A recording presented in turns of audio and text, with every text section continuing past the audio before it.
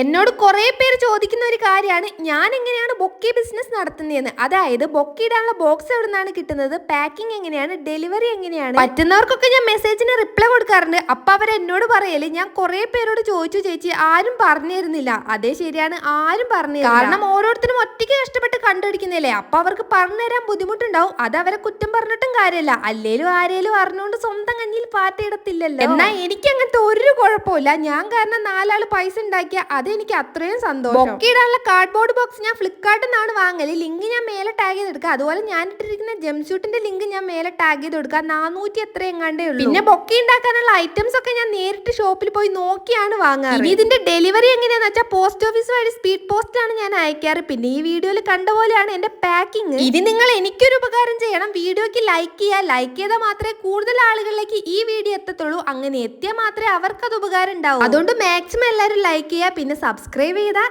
എനിക്ക് സന്തോഷം.